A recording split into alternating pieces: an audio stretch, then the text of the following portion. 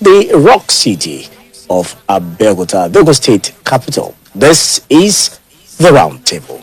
The Roundtable comes up at 4:30 p.m. to 5:30 p.m. every Fridays on the station. And I am Tobi Joseph.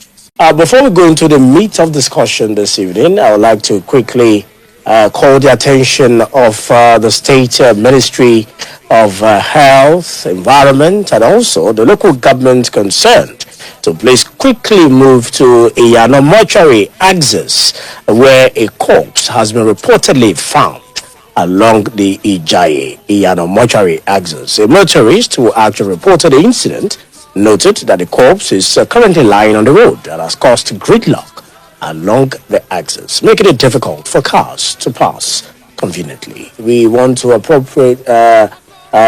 call on appropriate authorities to take immediate step towards evacuating the corpse. It's very, very important that we do this now. Having done that, let's go to the meat of our discussion on the roundtable this evening. This evening, we'll be looking at the topic 2023, focusing on the real issues of development. People may begin to wonder, what exactly do I mean by focus on the real issues of development? I've said at different times and fora that the much anticipated 2023 general elections is taking shape. And you have political parties presenting their candidates for the different positions, from the presidential positions to the vice presidential positions to the governorship, the senatorial, the House of Representative elections, down to the House of Assembly elections. So these are the different positions that people are contesting across the country on the platform of different political parties. Beyond the ideologies, that is, if they exist in these political parties, the people have been distracted by a whole lot of issues, from the health challenge of some political office-seeking holders or some candidates, to the issue of their religion, their ethnic coloration, or their ethnic nationality. Some are focusing on the tribe, some are focusing on ethnic agenda, while some are focusing on zoning or rotation of positions among the different ethnic and nationalities. Are these the real issues when it comes to the dire need of states that Nigeria finds herself? These are the issues we need to ask ourselves. People will say, hey, Tobi, we need to be sensitive and look at religion as a major determinant of who becomes what and who should be the vice, as it were. When it comes to Ogun State, you cannot but look at the real issues, even though people will tell you it is either Yewalokon or Ijebulokon or Ijebulomashe, or it is Egbalumashe Yewalokon. The real issues continue to stare us on the face. How have we fared when it comes to sports and youth development and empowerment? You also must ask yourself, what exactly are the parameters to measure the performance or non-performance of the government of the day, for example, in education? You also want to look at women empowerment, the micro and macroeconomic development of the state when you talk about social development. You also want to look at human capital development, infrastructural development, and so much more. These are issues that you cannot gloss over. Health is also critical. You cannot talk about health without also talking about hygiene and the environment. These are all intertwined web of issues that constitute the development of a state or a nation. And you cannot relegate this to the background and focus on the mundane matters of religion, ethnic, and tribal sentiment that have now beclouded our judgment ahead of the elections. This attempt to gloss over the real issues looks like a deliberate distraction by the political elite, so that the people get caught up in this web of propaganda and then they forget about these issues that are the main drivers of our development, the main drivers of our well-being as a people and as a nation. I will try to bring these issues to the fore. I'm sure I'm going to have a swell time this evening because I brought a man of timber and caliber to the studio, a man who, of course, is a development expert in all ramifications, who is a trainer, is a consultant when it comes to all these issues of development, especially human capital development, a former commissioner for finance in Ogun State, and also the governorship candidate of the Labour Party in Ogun State. Simply put, KS is in the studio, Mr. Kehinde. Thank you so much for joining me in the studio this evening. Thank you, Tobi. Nice introduction because it was sculpted on the issue.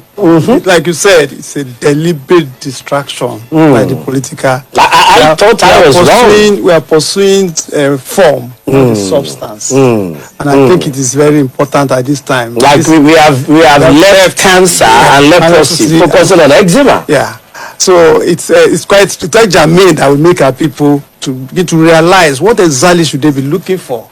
They're looking for a wife, and you're looking at how beautiful the wife is, but you don't know how well he can cook, or what is the manner. Is she a homemaker? All of that. Is she good with kids? She's tall, fair, dark, and all of that. That is not a marriage. So that is really, and that's where our society has turned into when people pursue shadows. Pursue things that are not the essence of what they're supposed to do. And one thing that I need to make to even start with, electoral success, and we have proven it in 21 years of democracy, electoral success does not translate to good governance. So the fact that somebody can win, even with a landslide, does not mean that that person is capable, or the system or the political party is capable of governing. And what we see, particularly in developing societies, is that we have what we call voter regret, elect and regret. We call it voter remorse, and I think a lot of voter remorse is going on now. When I say, do you think that has been a cycle when it comes to elections? Yes, not only in Nigeria, probably all over the world. It's even a bane, what I call the bane of democracy. And people are asking, is democracy the best form of representative governance? Because who are actually the ones voting? Do they know why they are voting? Do they know the issues really? And when you look at it even from the origin of democracy, it's not so much about universal adult suffrage. But that's what a lot of people don't know. It's about representativeness and pulling people who are aware of the decisions and the choices they are making into contributing their ideas into government. It started from Greece. The collection of enlightened people who have a view of how society should be, who have come together to say, okay, now that we know we have this ideology of how society should be, who should go and represent us? But here we translated it to Africa, or probably Nigeria, as a universal adult suffrage, where it's a question of numbers. It's a question of the amount of votes you can get. One man, one vote. When one man votes, one man can actually be more than 10 votes. Even in the United States of America, you find that when they go to electoral college, the weights to vote begin to be different. How did they allocate the weights? Because they have allocated it based on the consciousness of the people around that area to know what is important. But we have gotten to it here. I know that about it. We are on it. We can't change it right now. Now that we're in, what are the issues we need to be looking at? It's not about all these things you have mentioned. It's not about where you are from, Muslim, Christian. We have had Muslim that have succeeded. We have had Christian that have succeeded. We have had Muslim that have failed. So, no, but whatever the combination, what is important is a focus on the germane issues of development. What are the germane issues of development? What is even development itself? Can we get into that? But before we do that, let me quickly say, some have argued that we cannot dismiss with a wave of a hand the concerns for those who believe that Nigeria has never been so divided along ethnic and religious lines, and so you must address this imbalance by carrying everyone along. And so you cannot blame those who are saying, it is important for us to look at ethnic and religious balance. The part of development is balancing.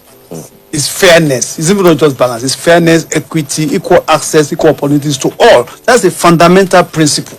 But we cannot put it as the first thing. So once capability is there, competence is there, it's a subsidiary need.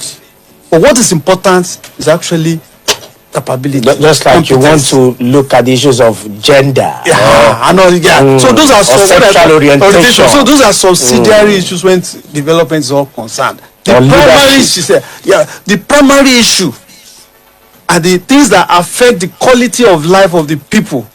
Where you have from does not really, what you believe does not really translate into development, you being able to pursue real development. There are two levels to it. That's the representation of it, and there's the leadership part which you mentioned. But let's talk about what are the real issues. The first is the quality of life.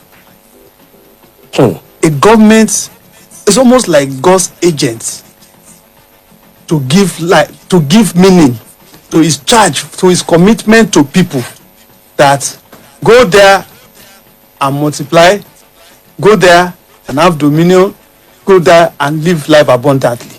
God cannot come to translate it for us. Some people will have to organize that the blessings. Yes. And that is why the people say leaders are chosen by God. It's whoever approaches that assumes a position, it's actually given by God, because actually for fulfilling a sacred mandate, irrespective of your religious belief.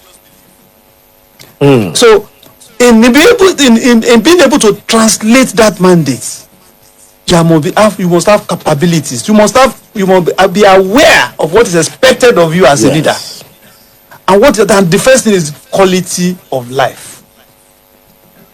And what constitutes quality of life varies according to orientation, varies according to areas, but it must be guaranteed. And before you even go, it's very easy. First thing is security.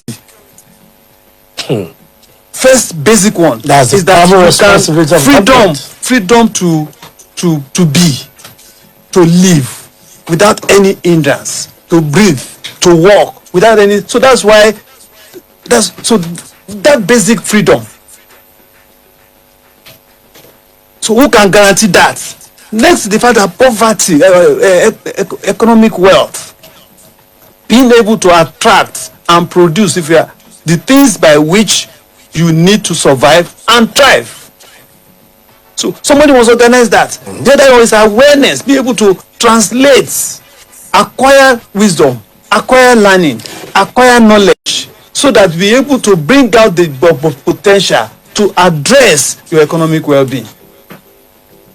In case you find yourself health, so there are basic things like that. And unfortunately, and even good living, then competitiveness. After we have done all of that, health, education, security, your environment. And this is what people have moved from. They have been talking about GDP, economic growth and all that. Now they're calling it about, they are measuring Human Development Index. Unfortunately, in all the equations in all discussions we have been having, this is the beginning of this year when this electoral thing came up. Nobody is talking about that. We are feeling the pains. Nobody is delving into it. Probably, I don't need to talk about it. Maybe one of us is talking about it. But the main issue here is our lives better by the people we have elected? Is our life made better by the people that we have elected to govern us? If we are saying no, then we need to begin to need focus on this. Who could make our life better? And how do we measure it? How do we measure? And the good thing is this: the world has come together. So this is 21st. This is 2022. So that this will not be nebulous. And your perception of your development is different from my own perception of development. The governments of the world have come together to articulate a set of goals that people can use to pursue development. That's what they call the Sustainable Development Goals. 17 of them. And if we put them in classes, there are about 6. And that, are we using this to measure governments? Are we using that to measure people that are coming? rather than talking about you are old, you are young, you are Christian, you are Muslim, you are from the East. Those are side issues. And I think we need to begin to drop them in. I don't know how that can be done. But the question we should be asking ourselves, or people should be asking ourselves, is my life better? The moment you can say, then the choices you will make must not then determine who can make my life significantly better. Am I able to do quite a lot that I need to do? Who is providing the conditions for me to be able to make my life better? So if we don't focus on those kind of things, we are chasing shadows. Now, the people themselves need to be adequately sensitized, yes, and informed or educated, yes, as it were, so that they can ask the right questions and focus on the real issue. So what would you be telling the people as the campaign period kickstarts next month, so that they can ask the right questions, and then those seeking their votes will not just come bamboozle them with songs, apart from songs and also inducements, because that's usually what happens at the campaign ground. So it becomes transactional, rather than the covenant or relationship. And the relationship of citizens and government is supposed to be driven by conventions, by a covenant, by relationship. It's not that I've given you this, you give me this. When you translate it to that, it becomes a 4-year transaction. I do all of that now, I go away, I do whatever I like, and when it gets to this part of period, we begin another round of transactions. It's going to lead to elect and get what we call voters remorse. But what we need to be asking is, who are you? What have you done with your life? Where are you coming from? Because we are giving you a huge duty, a huge responsibility. This is what they all captured in leadership. How do we begin to educate the people to do that? And if you are given as look at this medium that Roundtable provides, what would you be telling the people to focus on, to ask those of you that will be going around to campaign? It's not about what are you going to do for us. It's more about, who are you? Do you know the problems that we are going through? Do you know the things that can leverage us for development? Where are you taking us to? As a people, as a country, where is your plan? In fact, plan is even they said without a plan, the people perish. If they don't perish, they engage in a jumble of misdirected activities. What we have had in this country is running this country without a plan. Or even if there's a plan, there's no commitment to that plan. So each people, I think the first thing that should be happening now, we should have been having what I call community conversations. What do we want? Nobody will come and tell you what we really want. What they do in countries like Canada and all of that is to do what they call community visioning. They have a sense of where they want to be in 5 years. And the elders and the enlightened and the elites of that society will have articulated a community vision, broken down into objectives, strategies, and targets. And so when they have that, when you are not coming, they'll be asking, how can you tie yourself into this vision, these objectives, these strategies, and these targets? That is what the citizens should be asking now. They have changed the conversation from where is he from, is he old or young, to, because you see, presidency, governorship is not about niceness. It's not about how good looking you are. It's not about poster for recognition. But you should be asking the depth of that person. How can this person into the person, apart from the person, what do we want from this democracy? I hardly have I found a community, a city in Nigeria with a clear vision. For example, we are in Abeokuta. What is the vision for development of Abeokuta? Who is sitting down to discuss it? To develop that plan. That plan. So somebody will now come and you expect him to change everything in 4 years. It's not going to happen. We are the guardians of that society. And I've been advocating this for quite some time. A lot of people don't just think maybe this is grammar. They have to sit down. Where are we taking this place to? What do we want to see? What do we want to see? 10 years. What do we achieve? 20 years. What do we want to be known for? What should be the transportation roadmap? All of that. So, and people just go and collect chieftaincy title and put agbada and they say we are chiefs of this town. What are their contribution to development? We have so many professionals in very wills, they retire and everything, they have experience. To much extent, are they putting it toward the good of that society? Because without that, somebody will come and impose a vision or his own desire of what your society should look like on you. Then there will be what I call missed expectations, conflicted expectations. Ask people what. So that process is not going on now, and it's very regrettable. It then means that we are not, because when democracy started, that's what people do. They even have a philosophy, ideology of themselves as a people. Who are the Egbas, for example? Who are the Jebus, for example? What do we want? It's not about, it's our turn. Even when you have your turn, you have your own person. He may not even pursue your own agenda. He's pursuing his own agenda. Selfish agenda. So that's the foundation. He's pursuing his own view of what your society should look at. And then you, at the end of the day, start fighting. You did this for, you did that for. But the essence, why we should put people in the House of Assembly, in the Senate, in the State Assembly, in the National Assembly, is so that they can carry the expectations and the vision of their communities based on their agenda to the center or to wherever they are, so that they can demand for it from the common. This is what my people want. In Abeokuta South, this is our plan for the next 10 years when it comes to health, when it comes to infrastructure. All those things, to infrastructure, to education, and all of that. Do we want to make this place a city of learned lawyers? Even you can say, look, we want to produce lawyers for Nigeria. Yeah, if we have that plan, the best lawyers will come out of there, because we channel all your education towards that. If we want to say, we want to make this state to be the tourist attraction based on our antecedents, our pedigree, and all of that. We have all places, we have all the titles and everything. So we want to make sure everybody in the world comes here. We now put that. What every policy, every law, every program must work towards that. Because we are not going to be leaving our elements. Unfortunately, it's all commerce. People throw a cacophony of ideas, and then we lose our identity in the process. What do we want to be known for? Every city, every state in the United States of America is known for something. What is Ogun State? What are we contributing to Nigeria? I was shocked at one day when I was in a conference with the Ghanaian, and I was saying, we are gateway to Nigeria.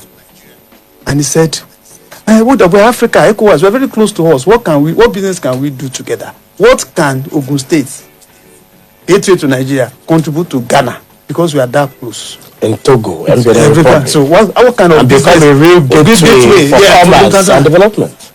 I was thinking, is there a trade that they want? They export their kente all over the world. All over the world. We try to, but we built an industry, an economy around our competencies.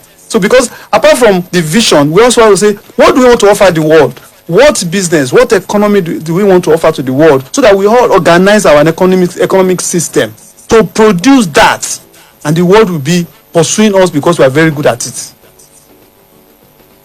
So that is the conversation that is supposed to be happening now. But it's not happening. We are just excited by theatrics, optics, and all of those cosmetics.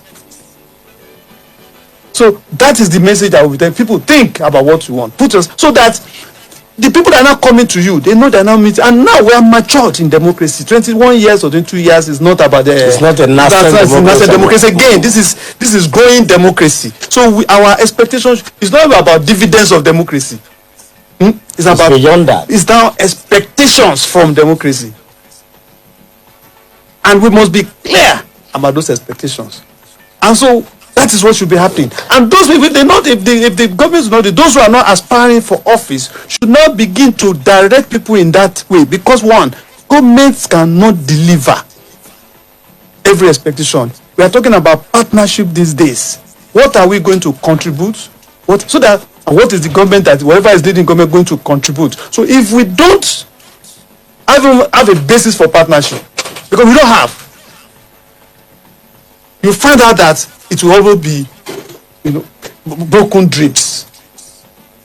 So as people are coming up, that conversation must be going on, and we must be articulating it. Dubai, the UAE, and all of that, they did this conversation well. They do every year. After the aftermath of COVID, post-COVID, they ought to sit down and say, what is the world of the UAE going to be post-COVID? Did you have this kind of conversations? Because the world changed dramatically. And then I said, with these new features, with this way in the world today, how are we going to reconfigure our lives to the realities? And even prepare for another world? Are we having those discussions now? We're expecting miracle workers. And none of them, with due respect to everybody, I have my own preference. Obviously, none of the people there are going to be miracle workers. They need to work with people at various levels to realize their various dreams for themselves. One person cannot have the idea. We're expecting too much from them. There's also a duties, enlightened citizen duties, responsibilities to make sure that we demand and work towards what we expect, the life we want to live for ourselves and for our children. All right, if you're just joining us, this is the Integrity Station, Splash 106.7 FM here in the city of Abeokuta. And the program is The Roundtable. We'll go on a short news break. When we come back, we'll continue with our discussion this evening as we look at 2023, focusing on real issues of development. Kehinde Sogunle, the governorship candidate of the Labour Party, LP, is our guest. Stay with us, we'll be back.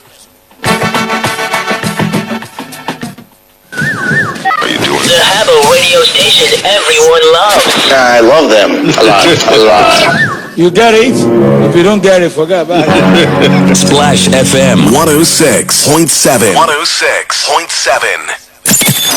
Minutes around Nigeria. This is News Splash. Good evening. The Minister of Water Resources, Mr. Suleiman Adamu, has said that the proposed interbasin water transfer from Congo River into the Lake Chad is possible, expensive, and would require more consultations. The National Broadcasting Commission, NBC, has temporarily suspended the planned suspension of operational licenses of 52 broadcast stations over the 2.6 billion naira license renewal fee. President of the Academic Staff Union of Universities, ASU, Professor Emmanuel Oshodeke, has described state-owned universities as quacks. The National Parent-Teacher Association of Nigeria, NAPTEN, has debunked the news trending on social media that each parent would contribute 10,000 naira each to the Academic Staff Union of Universities, ASU, to enable them to call off their 6-month strike. A 3-story building has collapsed in Kubwa Satellite Town in Abuja. That's all we have on News Splash for today. Thank you for listening. You call it jams. Some say vibes. We call it Splashalicious.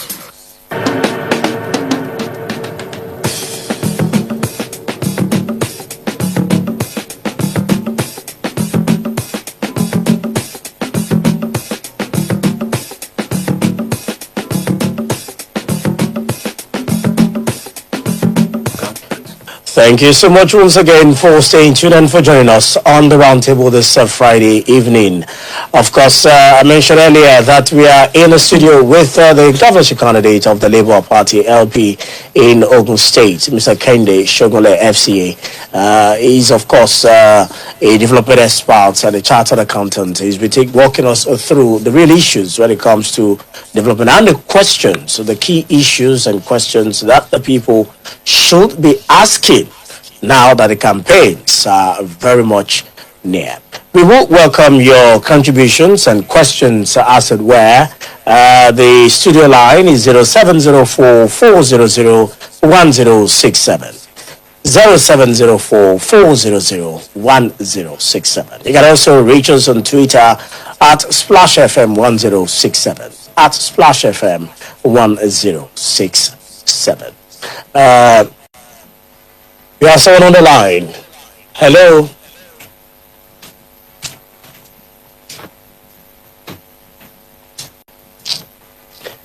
Okay, before we take that call, just keep calling. Apologies if we can't actually take that particular one. Please call again. We'll definitely take your calls. KS, before we went on that break, you were talking about drawing plans and the likes. What the people expect now is that the candidates and their political parties should have these plans. plans and roadmaps, what you call manifesto of what you really want to do. It's just that many of the manifestos are so vague, they are not broken down to actionable plans, and then shared with the people. Do we have this on the side of the candidates and the political parties? Yeah, definitely. The first thing is that, and that's one problem. The first thing is that all political parties should actually have ideologies. Okay, so sorry, I think we have a call already. Hello. Hello, good evening, Tobi. Good evening in the studio. Good evening.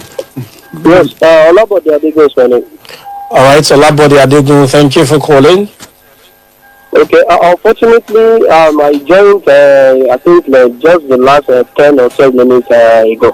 But the thing is, personally, my own personal evaluation is that, you see, the main albatross around the net of transformational development in this nation at large, at all levels, federal, state, and the local government, is our, should I say, dysfunctional system and institutions. So, and I'm afraid, in these areas of leaders that are marketing themselves to us, including the party, the Labour Party of our spokesperson in the studio, just like you rightly put it a while ago, that none of them can actually do the magic.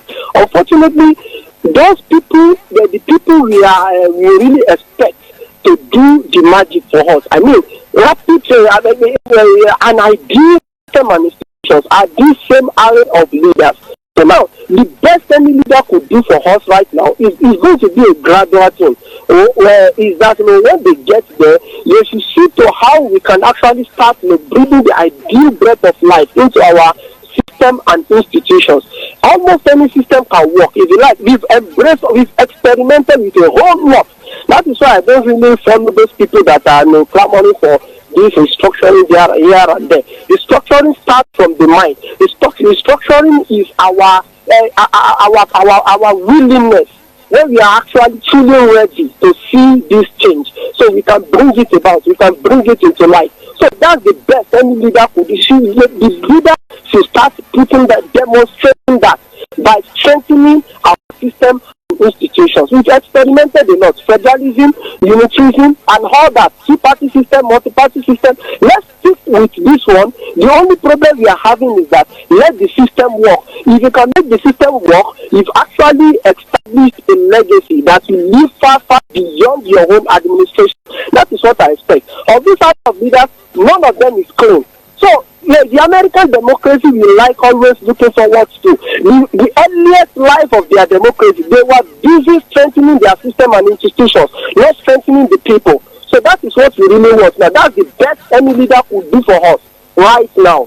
So I'm not actually I'm not of these three contenders. Let's just pitch our tents with any one of us we believe, and we should all be clamoring for a much more stronger system and institution. That's what we want. That's when their legacy can actually outlive their administration, their regime. All right, thank you.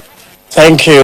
Perhaps I can respond to that. I agree to your prognosis, Mr. Olabode Adegun, but I will not agree on some things.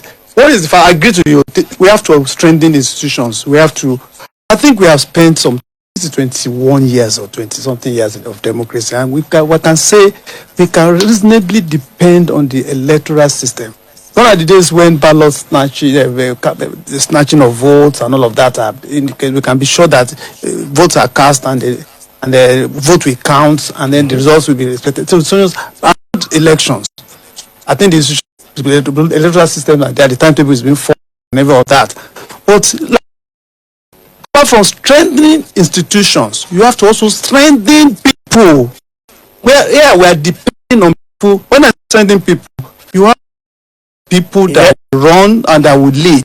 Okay, here in Nigeria, we don't have a school of politics. We don't have a school of governance. So where, it's also a school of leadership. Where do you want the formulation? Where do you want the leader? How are you? I'm fine. You didn't come up yesterday. What happened? I'm only on Fridays.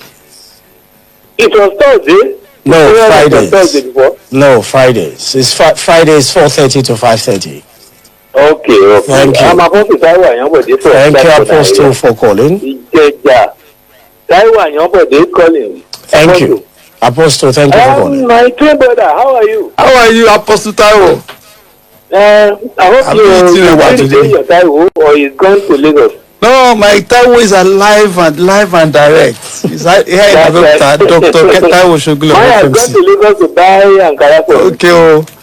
Wait. All right. Yes, you are welcome. Yeah, thank you. I've listened to you.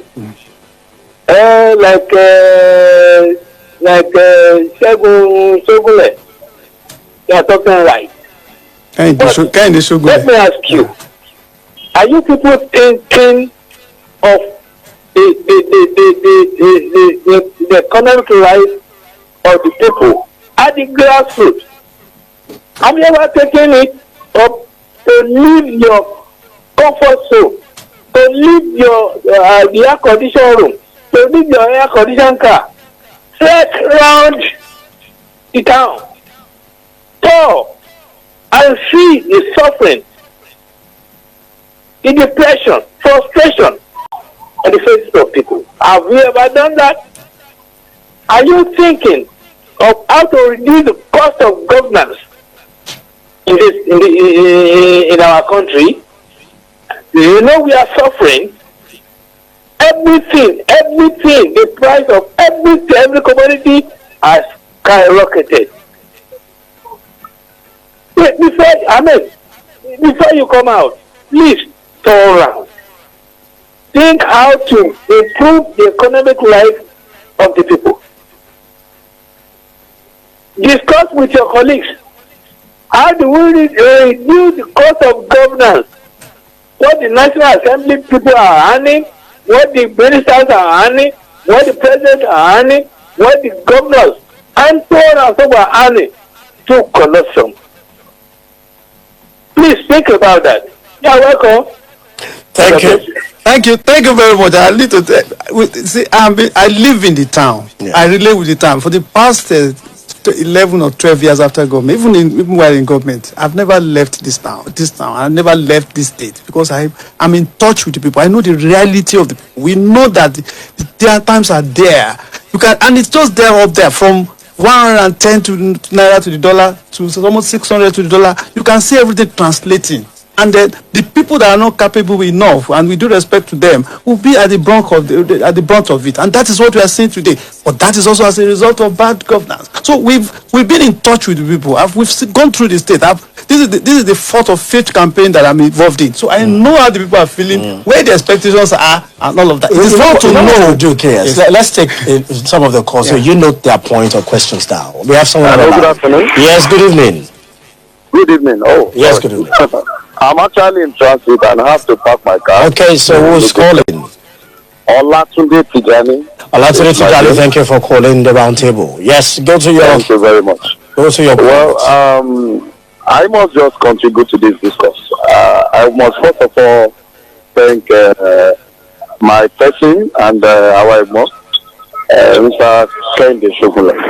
You know, your pedigree and your professionalism is not in doubt. In fact, I must say this, that you are even better than any of the candidates, even in the major parties, in terms of delivery and what capacity, what you can do.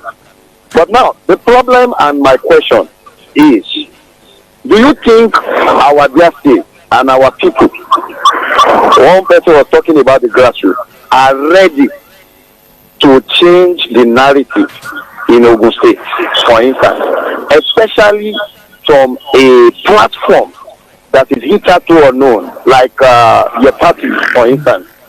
It's not that they are totally unknown, but in the polity of the politics of Ogun State, Labour Party is majorly unknown. Now, how can people know you? Your party, in terms of publicity, does not have what it's supposed to have to be able to bring you in. And of course, you are talking about the way people should view governance in terms of who are you and what have you done before. Do you think we are this in Ogun State? And the grassroots mobilization that can help your campaign, do you think we are ready for it in Ogun State? I wish you well. Thank you very much. All right, thank you for your contribution. Let's take more calls and then we can allow KS to respond. 0704-400-1067. Hello, good evening. Hello. Yeah, good evening, sir. Yes, who's on the Yeah, line? good evening. I greet the guests. Good evening, sir. Yeah, my name is Folarin Bolao from Ishagauli. Thank you for calling. I want to ask two questions. I don't want to emphasize in Ghana, but I'll ask that question directly because it's a question that always have a kind of a rhetorical answer time to time. Now, number one is this.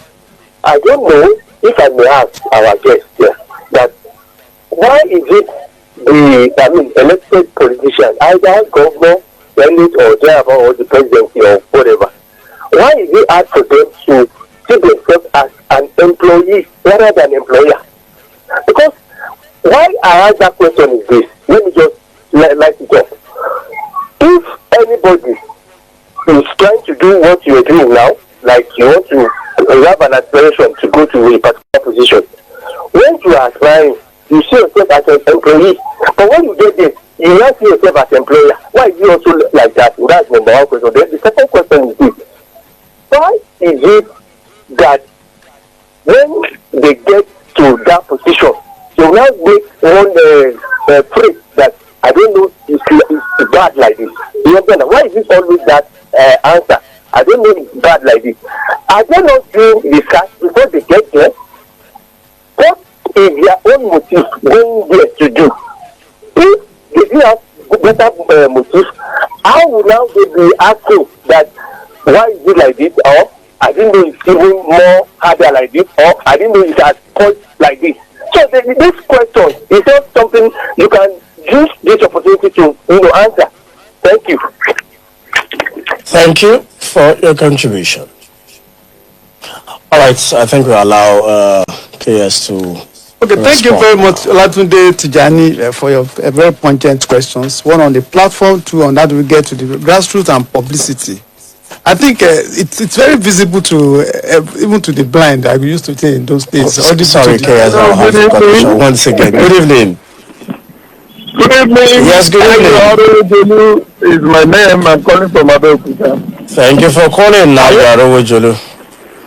I want to greet about Kehinde Sogunle. I want to say that you are the best for this job, very clearly. But you see, somebody, you have been long in political circles, you must have had the joke before. Somebody said, if you want to contest for ordinary senator in Nigeria, you must have like 500 million naira, which is not part of the money for the election. You go to Ogun River, Odogun, pour the money there and turn back without looking back. I want to ask you, are you expending as much as that to actualize your ambition, knowing that the people of the state, they will always get the type of government that they deserve? We do not deserve better, and that is why they will continue to misrule. You are thinking that we don't build institutions here. How can we build institutions? Somebody who forged his certificates, somebody you don't even know where he's from, and at the end of the day, how would that person oppose the institution? Let me stop there to allow people to ask questions. All right, thank you. I will now allow KS to respond. Okay, thank you. Quite a barrage of questions, and I think they're very necessary, and I think it's quite welcome. I think I'll start from my twin brother, about the situation of things. We all know things are bad. We go to the markets, we connect with everybody. I'm from Abeokuta, I'm from Iwa. I have relatives there, and I know the kind of demands and the issues that they talk about every day. And there's no way you will not feel the pains of the people now. People are hungry. People are hungry. And an angry man, and a hungry man is an angry man. At every schools have been universities have been out of school for the past 7 months. And a hungry man becomes a very vulnerable man. So and that has some. So we know where it pinches. We know where the shoe pinches, and we are connecting with the society at every level. At every level, because you see, if you want to serve people, you need to be in touch with them. I'm not imported. I'm not even imported from Lagos. We are on the ground to see those realities. What you even say, for those who even dress well, and you see even in the cities today, a lot of the things that people do is just begging. A lot of costs you get today, and you know why this is happening. If you cannot match your capabilities and skills with what can command you resources, you will definitely fall out of it. And the economic model we are running in the country today is such that unless you are privileged, unless you are super talented, you will always find it difficult to survive and thrive. That is what we want to change. That is what is happening. In terms of party and all of that, I think it's very clear to everybody today. Everybody is saying we have tried A, we have tried B. Let us try C. And the rate at which they are uptaking the C, particularly the third party, without mentioning names, it's already obvious to everybody, our party, is that people are already catching on the wave. The wave is that we used to say in politics that there are three things that matter: the message, the money, and the momentum. The momentum is even more now than the message and the money and the men. The momentum has actually caught, and everybody's getting to it. So they are ready to try, and they believe that there's need to try have a new breath of fresh air. And I know that is already created. Without even so much to say, people are saying they are obedient everywhere. What does obedience mean? So they try. So at the end of the day, they're saying, look, we've tried it and B. This is 2020. We cannot continue this kind of business, and we begin to promise people like us and that's what is even the enticement to some of us to say, look, let's do something differently here. Let's go on a platform that is not doing business as usual.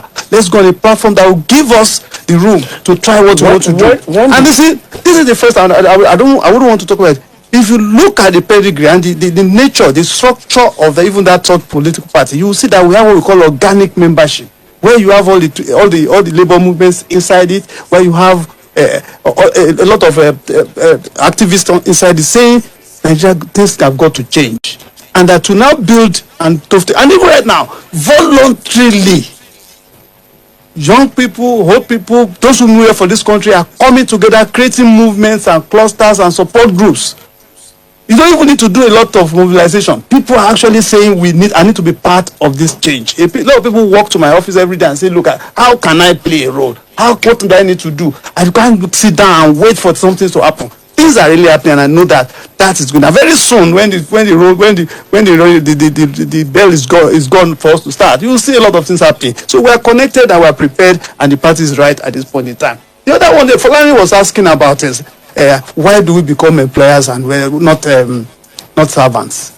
See, we are imbibing, we are carrying over the military mentality, and now we need to begin to take it. It's even actually politicians themselves, the civil service that they work with, that call them Soga. What we are supposed to have are people who are ready to serve. This is about servant leadership, and I think that more and more now you can see people who have not been serving before are now beginning to say we got to get in touch and serve now and do things for the people. So and that relation must change. They now realize it's no more a la carte. It's no more you can't just get power like that. You need to work for it, and when you work for it, you need to work to retain it. So that is that. This issue of I don't know. See, that's where knowledge comes in. That's where learning comes in. That's where you can't provide to win a position. And that's why the issues are important. You can't prefer to hold a position that you are not prepared for. If anybody tells you didn't know, who wouldn't know now that the economy of the country is bad? So you can't come and tell me that you have paucity of funds when you know that we can barely pay our debt repayments. Our earnings cannot meet up with our debt repayments. So what you need to be thinking about getting there is how can we improve the economy so that everybody will have enough to, and that's where some of us are promising, because we have seen that the models of the world have changed. The models that people are using to drive our economy and our country, they're using old models. So we need to create new things. There are new drivers of the economy. There are new drivers that are encouraging people. There are new drivers of creating wealth.